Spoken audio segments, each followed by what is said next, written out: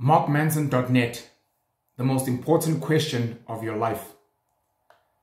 If you're not sure what you want out of life, there is only one question you must ask yourself, and the answer might surprise you. Everybody wants to feel good.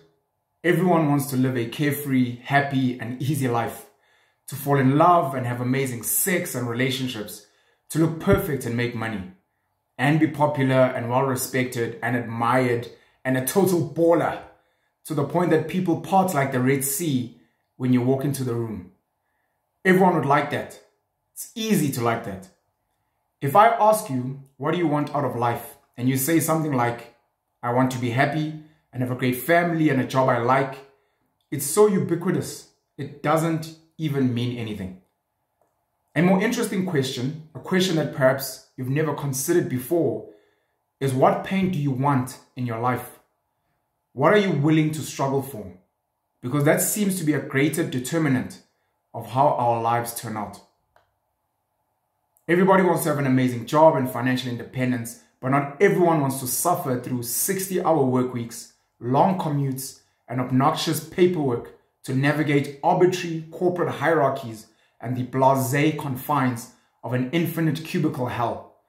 People want to be rich without the risk, without the sacrifice, without the delayed gratification necessary to accumulate wealth. Everybody wants to have great sex and an awesome relationship, but not everyone is willing to go through the tough conversations, the awkward silences, the hurt feelings, and the emotional psychodrama to get there. They view pain as an objectively negative thing to be avoided at all costs, whereas reality is much more nuanced. As I cover extensively in my resilience course in the Subtle Art School, we are all capable of, and I'd argue responsible for, ascribing meaning to our pain, and this can actually give our life purpose. But most people don't realize this, and so they settle.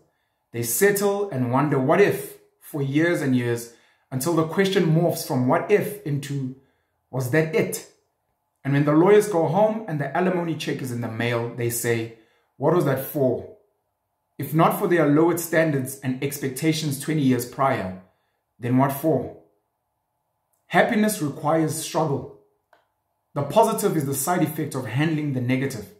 You can only avoid negative experiences for so long before they come roaring back to your life. At the core of all human behavior, our needs are more or less similar. Positive experience is easy to handle. It's negative experience that we all by definition struggle with. Therefore, what we get out of life is not determined by the good feelings we desire, but by what bad feelings we're willing and able to sustain to get us those good feelings. People want an amazing physique, but you don't end up with one unless you legitimately appreciate the pain and physical stress that comes with living inside a gym for hour upon hour, unless you love calculating and calibrating the food you eat, planning your life out in tiny plate-sized portions.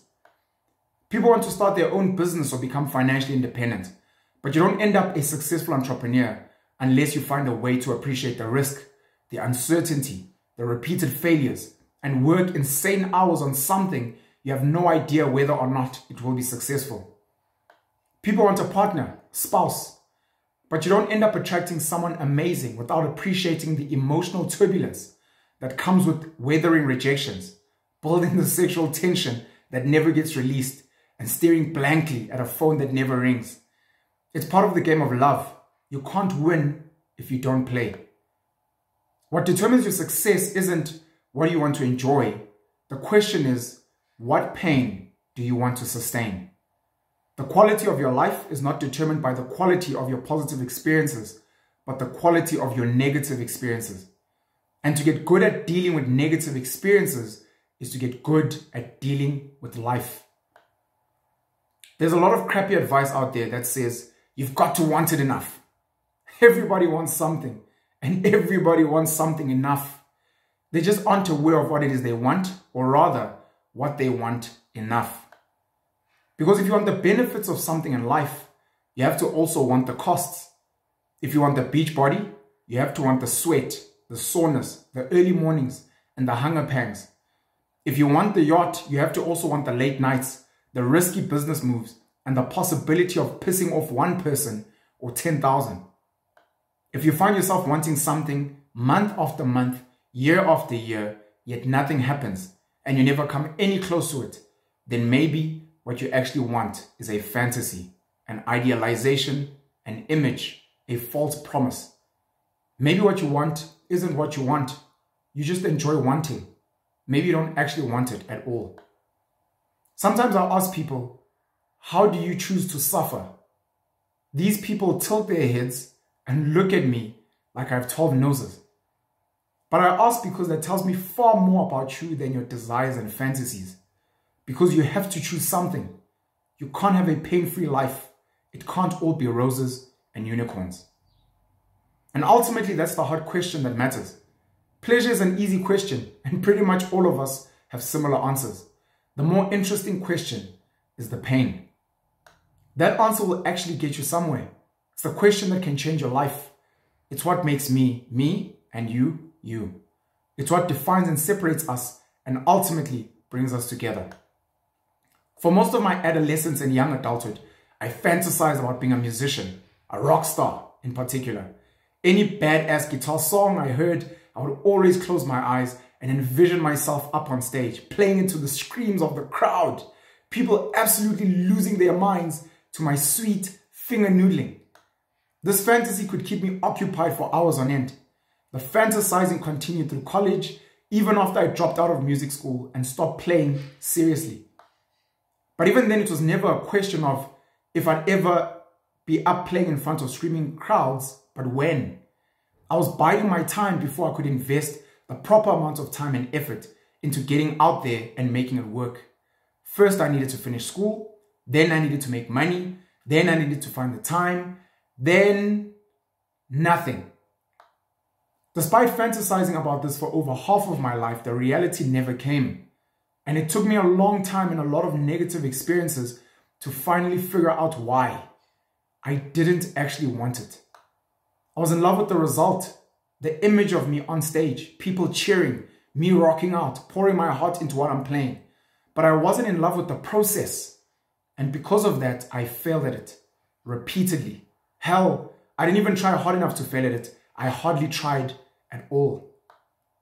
The daily drudgery of practicing, the logistics of finding a group and rehearsing, the pain of finding gigs and actually getting people to show up and give a shit, the broken strings, the blown tube amp, hauling 40 pounds of gear to and from rehearsals with no car.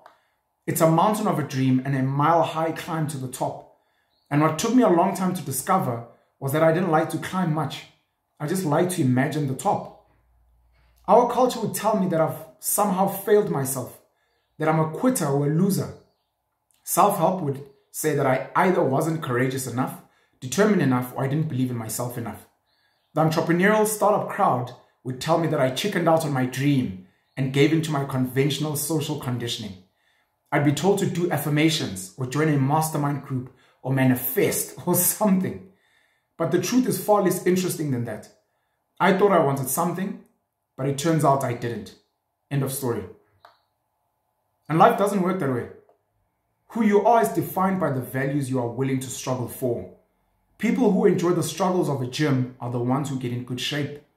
People who enjoy long work weeks and the politics of the corporate ladder are the ones who move up it. People who enjoy the stresses and uncertainty of the starving artist life are ultimately the ones who live it and make it. This is not a call for willpower or grit. This is not another admonition of no pain, no gain. This is the most simple and basic component of life. Our struggles determine our successes. So, friend, choose your struggles wisely. This article is an updated excerpt from my book, The Subtle Art of Not Giving a Fuck, a counterintuitive guide to living a good life. And this is by Mark Manson. Brilliant, brilliant, brilliant piece. And I hope it hit you as much as it hit me in the past when I've read it for the first time. Anyways, let me promote my books since we're here and since we're on social media. Hey guys, I'm Penuel the Black Pen. Please remember guys to support my hustle, my books. I've got 3 business books that I hope you guys will like. Anyway, so I've got 3 business books. Fuck Fear. I think this was my first business book and it's about Mastering Your Fears and the Fears of Others to Make Money. The next one was Passive Income, How to Make Money Without Working, which speaks about building business systems. And then the last one is The Rise and Fall of the NSC, How I Made and Lost My Millions, which is a story of failure. It's a book about failure. I always read books about how I succeeded. This is my book on how my business failed, the journey in building the business, the money I made, the experiences, and then also the losing of the money and the pain of dealing with that and having to struggle with speaking to investors who were calling me a scam artist. 2 other great books you can get from me. Hey man, Fuck These Kids, which is my book on parenting. I'm a father of 6 children and I'd like to share my experiences and some lessons and some education about being a parent, especially I guess from a man's perspective. And then the last one is my Bible, because I see myself as God. I've created my own religion, which is turning 4 years old on the 15th of June, 2022. Come on! Penalism Principles by God Penwell. God Pen You Well. Really, really great book, which has life principles, very simple life principles that you can live by, especially if you're looking for something that makes a bit more sense, a bit more summarized. Even if you're religious, even if you're cultural, I think it's a really great book to have. It's got some really great principles, if I may say so myself, as God. Anyways, I hope you guys will have a great day. Stay blessed, stay hustling. Remember that work is life. Remember that struggle is the essence of life. You just need to find meaningful struggle that makes sense to you. I love you guys very much. Thank you very much for supporting all my endeavors. Let's go. Pen You Well, the Black Pen.